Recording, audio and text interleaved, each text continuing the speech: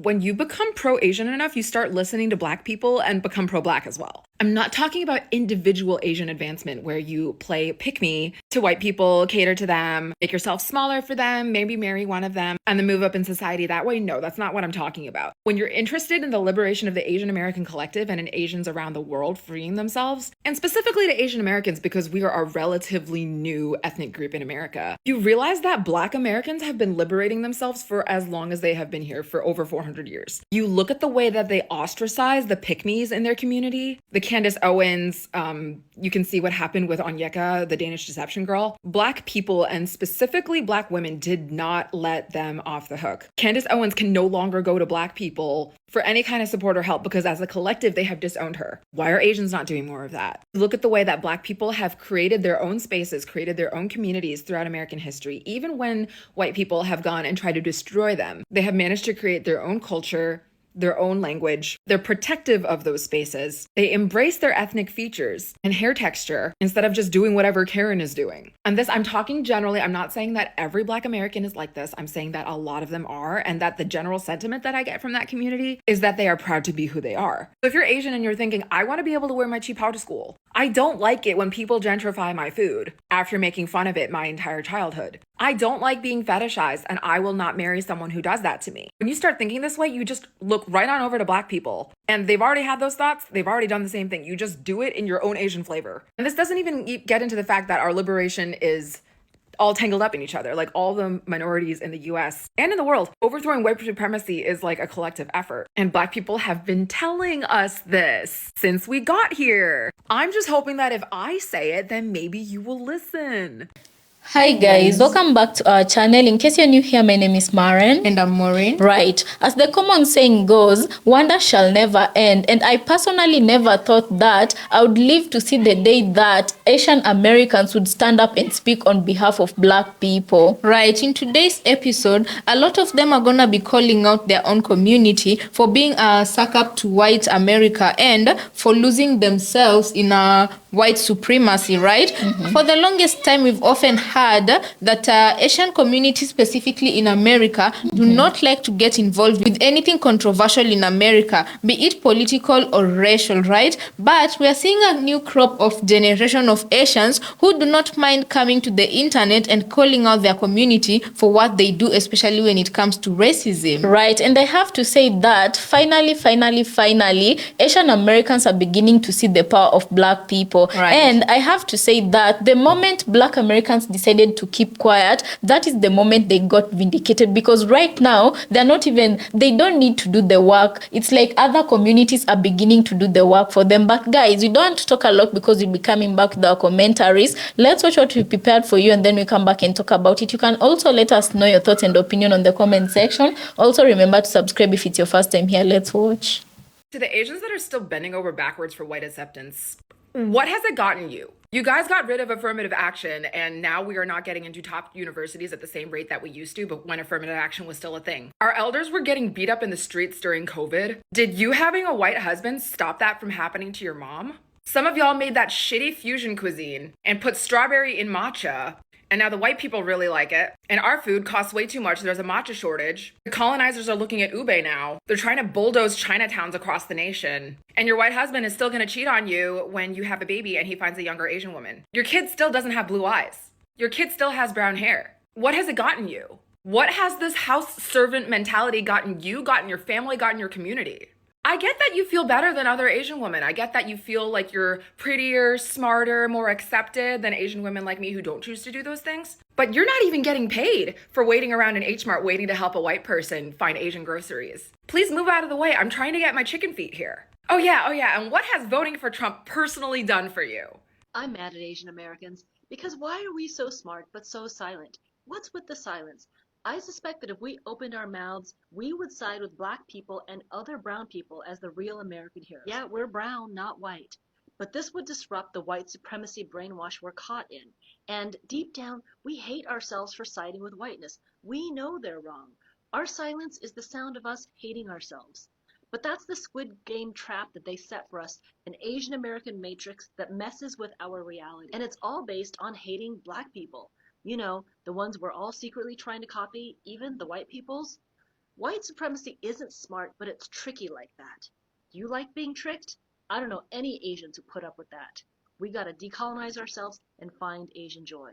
Therein lies our voice. Alright, I'll bite.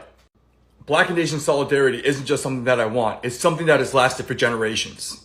Now, I'm not going to deny that there have been instances of tension between the Black and Asian community. There have been individuals in each of our communities that have caused harm onto one another. At the same time, and most importantly, by and large, both communities want to work together and build towards a better future. And let's take a look at history. The abolishment of the Chinese Exclusion Act was largely due to Black civil rights leaders advocating for it, which led to the passing of the Hart-Celler Act in 1965. And there have been leaders such as Yuri Kochiyama and Grace Lee Boggs who have stood side by side with the Black community fighting for the liberation of Black people. And for years, the Japanese American leaders have used reparations given to Japanese Americans after Japanese internment as justification for why the Black community should also receive reparations. So yeah, like any community and people, we have differences. But there's a hell of a lot more love. Asian people in the US are so weird, liking white people more than their own people. Think of it like this. When COVID hit, remember all the anti-Asian rhetoric that was going around America? Now imagine that energy stretched over a lifetime. Growing up, I'd hear that Asian men are not attractive, we only know how to do math, we can't drive, we have the funny accents, the slanty eyes. It's really hard, given all of that, to grow up as an Asian man in America and be proud of who you are. Now imagine coming home and the people in your house are Asian parents who don't express their emotions, who lay hands on you, who don't ever apologize, who make you feel less than for not wanting to be a doctor or engineer. Mine also called me stupid. Oh, you'll never get into this school, you'll never do this. Look at my friend's son and what he's doing. And so when both your indoor and outdoor environments make you question your self-worth, of course you're going to try and be someone else. I think that's human nature. And in America, what group do you look towards? White people. They are the heroes in all the movies, they're on all the magazines. It is very easy to put them on a pedestal, which I did, admittedly. And my story isn't unique. Now, these days, I am proud of who I am, and my heritage, and my facial structure. But it took a long time and a lot of personal growth and a lot of help from cultural phenomena like K-pop. There is so much more to say about this topic, like, for example, how a lot of Asian Americans don't feel connected to their extended families because they're not Asian enough, or how I in college saw up close white people with their close families and how that impacted me. But I want to keep it short. I hope this helps you and other Asians who didn't grow up in America understand us better. Somebody needs to explain to me why is this? Why do they think they're white? Okay, I wish I could stitch that video, but basically that person is asking, this person wants to know why so many Korean Americans try so hard to be white. Or in other words, why do so many Korean Americans try so desperately hard to be accepted by white people, and why do we think that we will benefit from white supremacy? And the answer is US imperialism. It's always US imperialism. Particularly migration pathways that were carved out by military occupation. So let me explain. When I was really young, my mom used to always tell me, oh, if you go to Korea, if you live in Korea, people there are going to hate you. And I remember that confusing me so much as a kid, because why would they hate me without knowing me? And so I tried to, press her for an answer, and she would just say, oh, it's for no reason. They're just jealous that you get to live in the US. Flash forward, when I'm in school or college and I'm taking Asian American studies courses, classes in critical race studies, and I'm like, oh, I get it now. A lot of us already know the US is not this benevolent country that takes care of its citizens, let alone immigrants, indigenous people, even its own veterans. And abroad, the US terrorizes the global South through military occupation and other means, which includes Korea. You don't ever hear about or see people in Korea, Korean people in Korea, protesting US occupation, but it's there. And there's still this dream or hope of both Koreas one day reuniting or being reunified. Very generally speaking, more recent Korean immigration into the US, or maybe I should say from the 1970s onwards, these are people who have the means to. They have the money, the capital, the resources, the social connections, and maybe even more importantly, they want to. They want to come and live here. So are the people who resent the US for imposing themselves into the homeland, dividing the nation into two, and in the process separating families forever, Are they going to want to uproot their lives to live in the country responsible for that pain and suffering and ultimately this loss of self-determination? Or are the people who sympathize with the US and view the country as this welcoming, benevolent nation, as the saviors almost for coming into the war, are they going to be the ones to want to move and live here?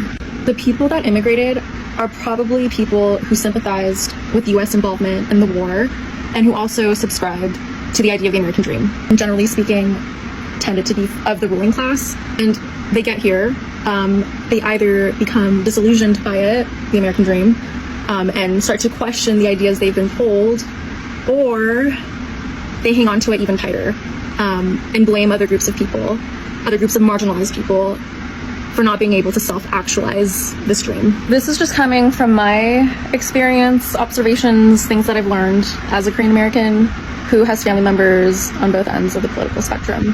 But, and again, I'm simplifying things a lot, but I also think that this general idea or explanation could also be applied to other East Asian and Southeast Asian communities. And if this topic interests you at all in the slightest, I highly, highly, highly recommend reading Haunting the Korean Diaspora by Grace Cho. It's a small book, but kind of heavy because it gets into some really dark stuff. But yeah, that's my answer. Why are Asian people and communities more accepting of marriages with white women and men rather than black women and men? This is one concept that has never made sense to me, and is South Asian and East Asian. But if a black woman even has a good job, a steady income, everything, her life is set, it will still be hard for her to be accepted by an Asian family. Whereas a white woman could be an absolute hippie, but it's easier for her to be accepted into an Asian family during marriage. So yeah, if there's anyone out there who can explain sort of why Asian communities are more accepting of their own culture marrying white people rather than black people, let me know. I find this comment so interesting because it's simultaneously like kind of right but then like really wrong. Because yes, personally growing up in Australia and experiencing internalized racism, I have spent like a lot of my life seeking white approval. This led me to think about the link between Asian products and white approval. There's definitely a pattern of things that are deemed uncool until white people say that they're not. Especially speaking about the Asian experience, a lot of like the food we have, the hobbies we enjoy, the toys that we had growing up, they were considered cringe and weird and strange. And I understand a lot of that is just like, you know, kids growing up and kids being mean. But the 180 that's been taken is actually quite extraordinary. I always remember going to school and I brought in something with red bean in it. And someone's like, oh, that's disgusting. I would never eat that weird meat paste. Or how matcha has evolved from weird grass drink to like this really cool health gut food or whatever. So I work in fashion, and I remember when that weird girl aesthetic came along that was spearheaded by Bella Hadid. I found that really interesting to watch on because it takes so heavily from Tokyo street style culture and Harajuku fashion. And even though in the name it suggests that things are avant-garde and are original and a bit weird, it's still cool and aspirational now that someone who isn't Asian, I guess, is embracing it. And then again, like Miffy, you know, I'm a massive Miffy fan. I have been literally since I was a child. And then in around 2021, Miffy and her kind of realm of characters like Hello Kitty, etc., have been more accepted into the mainstream. I used to have a chip on my shoulder about being called cute. Like, I remember growing up as a teenager, I'd always be called cute and never pretty or beautiful or even like, God forbid, hot or something like that. Asians are really seen through this cute, kawaii kind of occasionally condescending lens. But I guess as Miffy has entered the mainstream, and yes, I know she's Dutch, I don't think white people have had to face a kind of the same accusations of being like babyish and childish and not being taken seriously. The list could really go on. Like, this extends to beauty, to a lot more of the food industry, to hobbies, to even things like K-pop, anime. I don't really know how to word this, but I think I'm just like held up by the fact that There's something about how Asian hobbies and interests need to be accepted and approved by white people to be considered mainstream and normal. I remember talking to so many friends about how they find bubble tea and hot pots so weird, and especially like the pearls in bubble tea. But now, like every woman and their dog loves boba. It's almost like people weren't giving these things a chance unless this recommendation came from the mouth of a white person. So yeah, like the person's comment that they left about how Asians should stop, worshipping white people. It's like, well, maybe create a system where we don't actually need the approval and validation of white society to be able to thrive. So guys, welcome back. Let us know what you think about the videos we just played you. Let me just remind you something real quick here. During the elections, a lot of things was going on, and Black Americans were on one side of the corner, Latinos were on one side of the corner, and Asian Americans were just quiet, simply quiet, right? But then as time progressed and things were happening in America, we got to hear from the Asian communities, and it's on record and it's still on the internet. A lot of them were coming out to say that they don't like getting involved with anything except from if it's got anything to do with the Asian community. You remember that? Right, and even at that, most of them did not want to speak up because, as I said, most of them usually concentrate on working and making money is what they say. So they don't like getting involved in controversial things. And I think it was the Hyundai plant that made them come out to air their opinions. But I have to say that this is a new era because apparently people are just changing themselves, and in today's episode I like the first lady who spoke up, and I feel like she really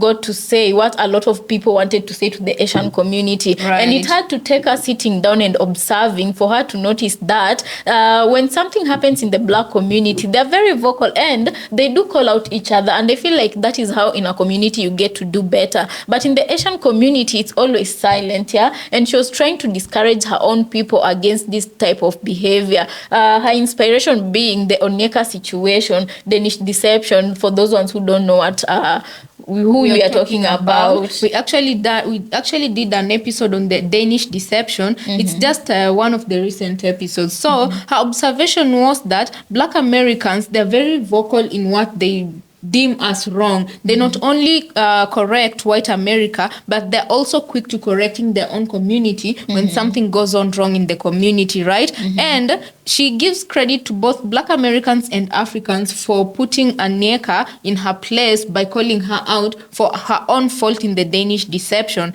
And she also noted that most Asians usually seek white approval, and this is why they do not often speak up when it comes to controversial issues and racism, And she also said that she kind of admired how Black Americans kind of live by their own rules, right? They do not have to be adjacent to white people or seek white approval every time. So in that sense, Black Americans do kind of have freedom compared to the Asian community. Right, and guys, can we talk about the affirmative action and how it was such a huge deal? Because when that time was, when it came time for Asian Americans to act against affirmative actions, they really did believe that they were fighting for the right thing. And right now, and not only that, most of them, especially the guy who was the Asian guy who was championing for affirmative action to be ended, most of them believed that Black Americans were the biggest majority of beneficiaries of affirmative actions,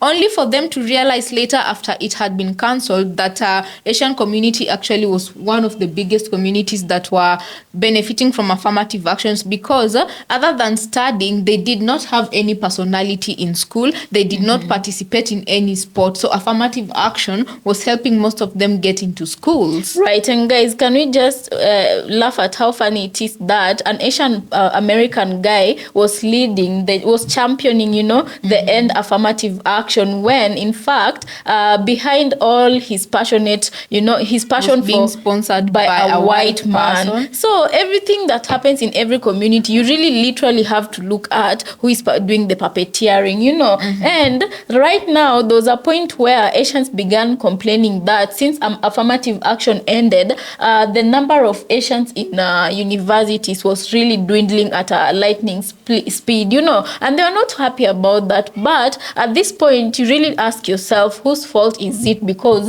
on the other end, you wanted affirmative action to end, and on this other end, right now, you're realizing it was helping you. Now you're crying out. So it's like you can almost compare the two scenarios with when SNAP benefit was being ended and when white people were coming out, even the white farmers, when all this aid was being ended and they were coming out realizing that they were also being helped by this system and they were the biggest beneficiaries, Right, and also there was also another woman, an Asian woman wearing a yellow top and glasses on. She said that Asian community, it's time for them to really start decolonizing their minds, and also in doing so, it's time for them to look for their black joy. I mean, not black joy, but Asian joy, because they do observe how the black community in America lives. They have, most of them, not all of them, but most of them have successfully managed to decolonize themselves. They can see the white supremacy and the systems, how they work against black people, right? And furthermore, they do not necessarily have to align themselves with the white America in order for them to exist. They have gotten used to living as they are, and this is how they find their black joy through their culture. Right. The greatest question now is, we've seen that the Asian community, some of them want to work with the Black Americans. The question I'm asking is, Black Americans, are you ready to work with the Asian communities? Because for a long time, Black Americans kept on calling on the other communities to work with them, but to no avail. Yeah? And we saw a situation where even Latinos, when things started happening to them and they realized they were in trouble, some of them came out and they were asking Black Americans to work with them. But Black Americans said they were tired and they were resting. Why? Because for a long time they kept on calling out, but nobody answered, Right. But one thing I can say, and we usually insist on, is we do love this crop of new generational multiracial people who come out to speak against their own community, especially when they do observe that there are some faults in their own community. It's good that their own is speaking out. And as she also said, the first speaker, now that she as an Asian is speaking out, maybe other Asians will listen better compared to us, how when Black Americans used to speak and they were getting ignored, maybe it will not be easy for her to be ignored as how the Black Americans were being ignored. And maybe with time, this is how change will start being affected in these communities. Right. Guys, let us know your thoughts and opinion on the comment section. Also consider subscribing if it's your first time here, and we'll catch you on our next episode. Thank you so much for watching, and also consider subscribing if it's your first time here, right? Right.